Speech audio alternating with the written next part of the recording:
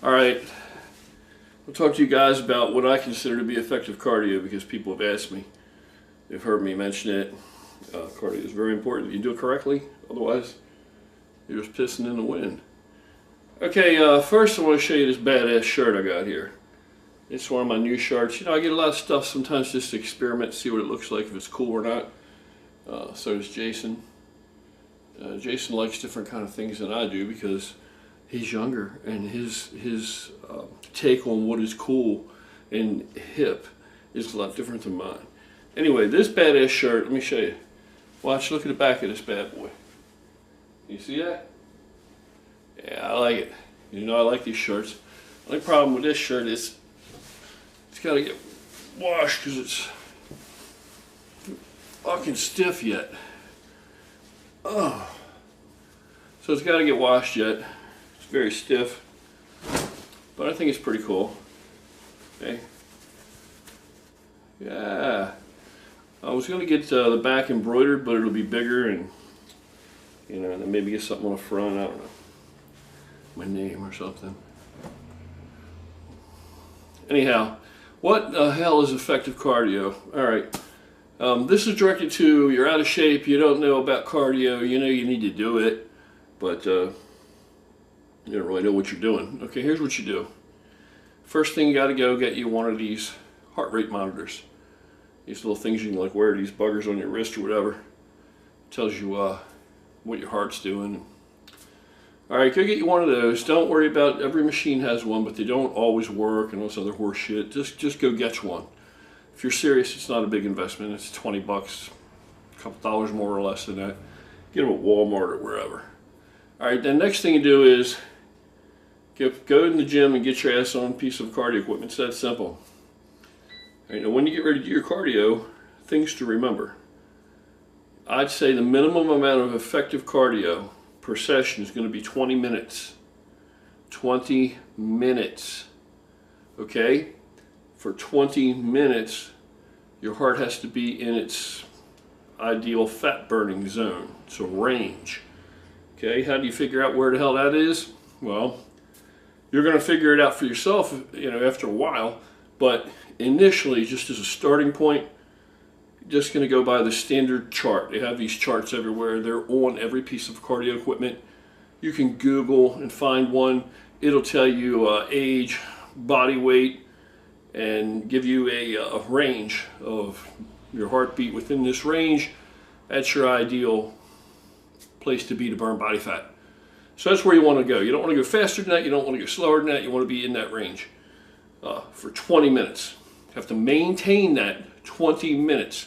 Okay, that's why running outside and all this, it's not ideal. Why? Because you're not going to be able to keep a steady, consistent pace. You're not going to keep your heart rate where you need it to be. It's going to be difficult. It's going to be a lot easier to do, especially for somebody just starting out on a venture like this on a piece of equipment. In my opinion, treadmill, easiest way to go. Treadmills are found everywhere.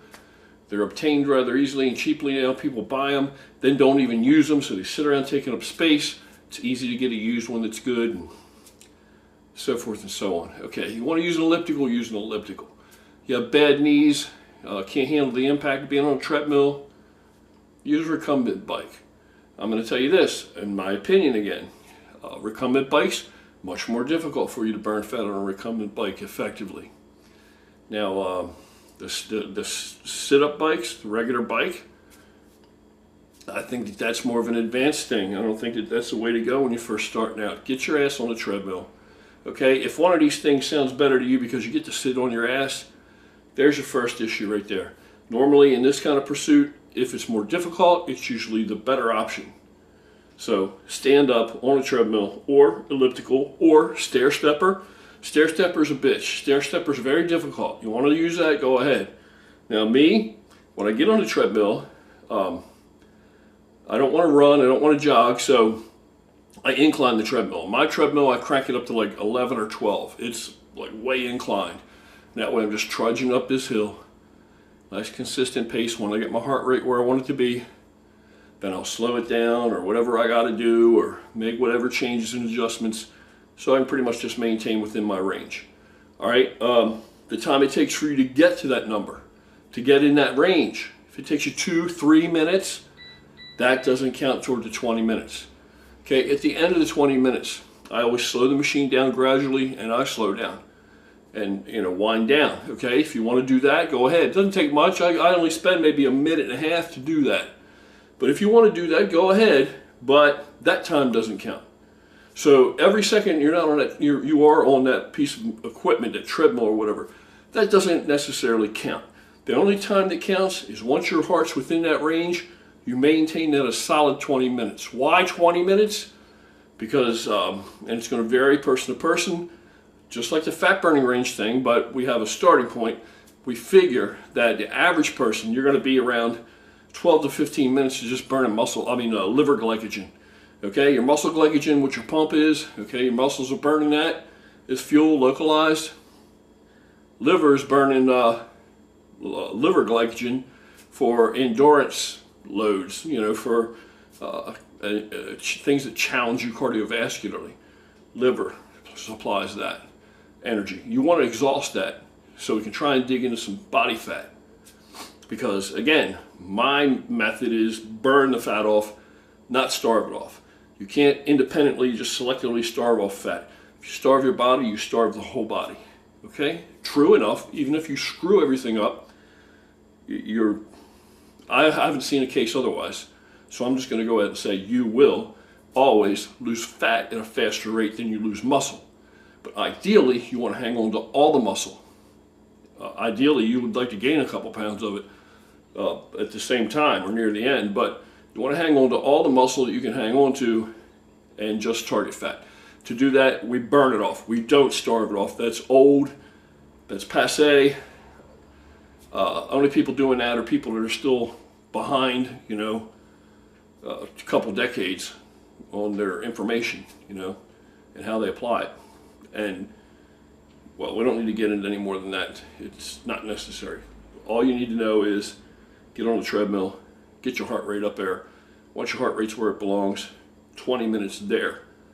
Then wind down a little bit, get the hell off. Now, when you go to get off, you're going to be dizzier than shit. If you've never done this or you haven't done this in a long time, when you first start out, that first 1 or 2 sessions, you're going to feel a little dizzy. Nothing to be alarmed about. Don't panic. It's not a cop-out. That doesn't mean you don't have to do it anymore. That's nothing. That's normal, okay? That'll go away. That'll only happen the first time or 2 at the most. First time you get on, if you can't do 20 minutes, don't do 20 minutes, okay? It's not a fail. First time you get on, if you can only do 5 minutes, if you can only do 10 minutes, that's a success. That's a win, because yesterday you didn't do any, 0, zilch. Today you did 5 or 10 minutes. That's a step in the right direction. Then the next time you get on, do 15 minutes. Then the next time you get on, do your 20. Get to that 20-minute minimum, all right? Once you're at your 20 minutes where you can do your 20 minutes, you pull it off. It's going to be hard. Then you want to do two 20-minute sessions a week. That's your initial space them out. 2 20-minute sessions a week should get the fat started to move. I know people are going to say, oh, that's not enough. Yeah, that is enough. If you haven't been doing any cardio, that's enough. Now, if you've been doing all kind of dumbass cardio incorrectly, well, now you screwed up, because now you're going to have to do something different. All right? You're still going to do it. It's still going to work. You still figure it out. But people that jump in with both feet and do cardio every day, you see them in the gym doing cardio, yeah, they experience a dramatic loss. In the beginning, they lose a lot of body mass, whatever they're trying. Hopefully just body fat, but they're going to lose a lot of mass, let's say, body weight. And then, when it stops coming off, you got to be able to keep stepping it up. Your body becomes resistant. Your cardiovascular system becomes healthier. And so it's no longer has to burn off body fat to do what you're asking it to do. So you have to keep, okay, your metabolism already speeds up so much, it doesn't continue to have to speed up for you to do that anymore. So now you got to increase the load, just like with lifting. So now the 2 sessions becomes 3 sessions. Okay, so what you do is the 2 sessions at first. Fat's going to come off a little bit. Okay, just small steps to the moon. When it stops coming off, then either add a session and make it 3 a week, 20 minutes, or elongate the other 2. So that's only 10 minutes, but it doesn't matter. Either take the 2 you got at 20 and make them each 25, depending on your time, you know, how much your time is fucking challenged, or add in another third 20-minute one. Then when you got to step it up again, don't add a fourth one, just elongate those each one by 5 minutes. You see what I'm saying? Just minimum amount, all right? Just step it up, minimum amount. Progressively, you know, increase the workload just a little by little so you can always continue to increase it. Find ways of increasing it. You understand? Because when you get to the point where you can't step it up anymore, then no more fat comes off and you're doing cardio before you know it to get the last bit off at the end of the diet, and you'll eventually get there. No matter how far you got to go, sooner or later you'll get there. When you get there, you don't want to be doing cardio hours every day just to try and get that last bit off, because you're in such good cardiovascular shape. You really don't have to, the body's already, it won't adapt further. So that's what you're going to have to do. Just enough is enough. That's the way to do it. There's something else popped in my head momentarily. Okay, what this thing they call fasted cardio.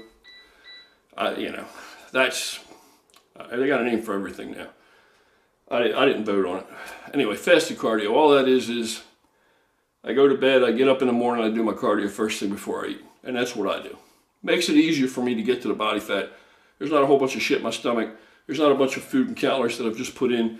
The only thing I'm going to put in is some black coffee. You can have black coffee. That's all.